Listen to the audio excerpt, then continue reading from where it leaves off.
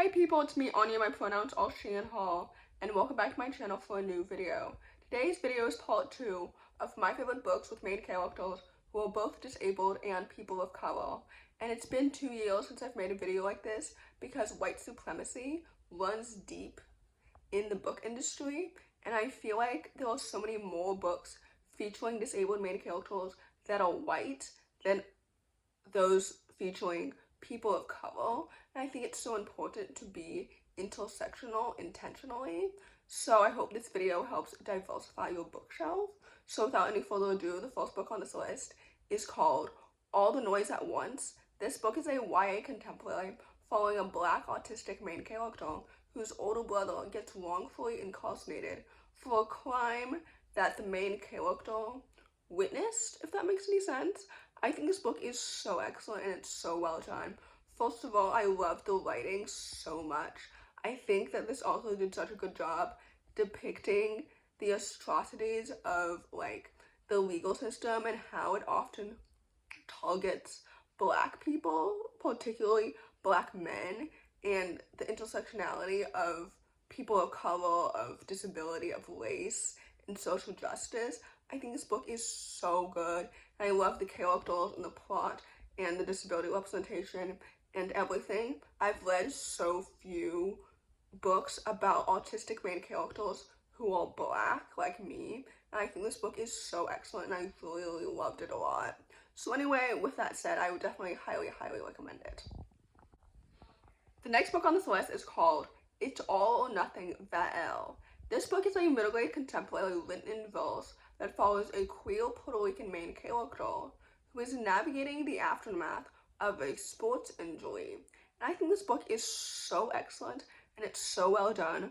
First of all, I loved her relationship with fencing, as well as her relationship with her family, as well as the exploration of her queer identity. I think this book is so good and it's so excellent. I loved the Puerto Rican representation. Like, every element of this book was so well done and so good. I love the pacing and the writing and the characters and the sapphic romance in literally every single element. Like, this book is so excellent and it's so well done and it's so underrated. I feel like among like sapphic middle-grade contemporaries, again, white supremacy is so rampant, so it's hard to find a main character who's not only disabled and also a person of color and also queer. Like, I think this book is so good and it's so awesome. So anyway, with that said, I would definitely highly recommend it. The next book on this list is called Navigating with You. This book is a YA contemporary graphic novel following two sapphic main characters, and one of which is black and disabled, and the other one is Puerto Rican, and basically they're both new high school students, and they're bonding over a manga, and they go on a road trip together to find the missing pages. I think this book is so excellent and it's so well done. First of all, the disability representation in the black main character was so casual and so natural, and I loved it so much.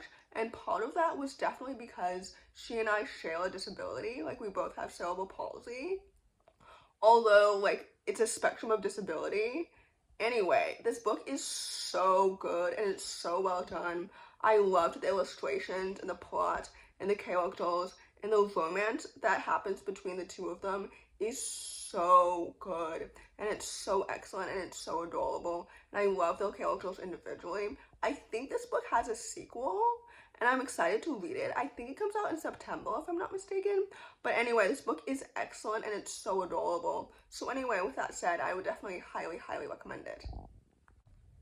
The next book on this list is called Daniel Deconstructed. This book is a YA contemporary following a black autistic pansexual main character who's trying to set up the new guy with his best friend, only to fall for the new guy himself. And I think this book is so excellent and it's so well done.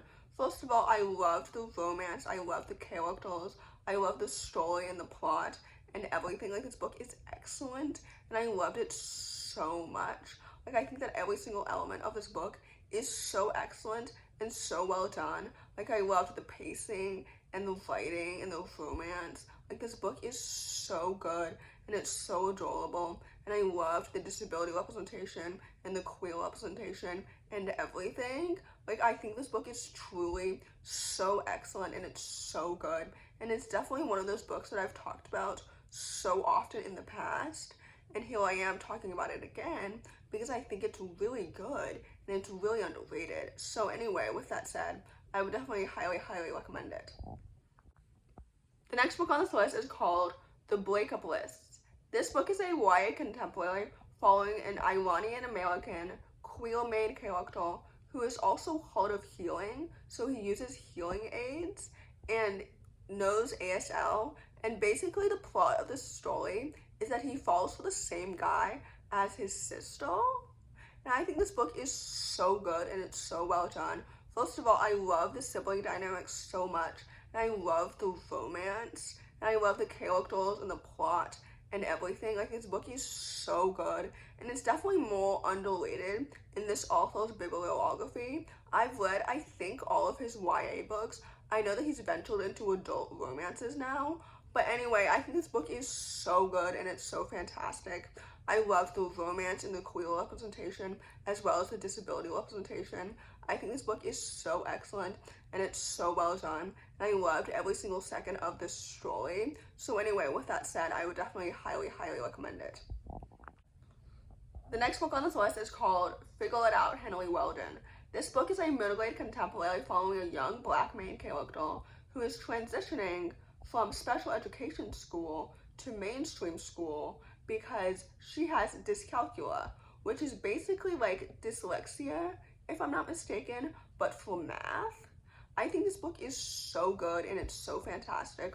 First of all, I love a coming-of-age story through a black lens. The fact that she's named after Henrietta Sacks is so cool and such an interesting detail. Second of all, I love the characters, I love her family dynamics, I love her friendships, I love the plot. I think this book is so well written, and I love the pacing so much. Like, I think this book is so excellent, and it's so well done, and I loved the black representation as well as the disability representation. This book scores. Like, it's so good, and it's so excellent. So anyway, with that said, I would definitely highly recommend it.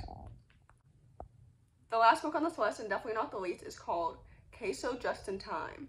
This book is a middle-aged contemporary historical fiction because it follows a Mexican main character from modern day who travels back in time to 1985, and he's meeting his father at the same age that he is now, and he also has ADHD. Well, both of them do, really. It's just that his father's is undiagnosed. And it's really interesting because basically in his modern day timeline, his father is deceased, so we never got to know him really as an adult. So it's interesting to get to know him as a teenager, and I think it's so fascinating in general to meet your parents during a timeline where they haven't met you yet.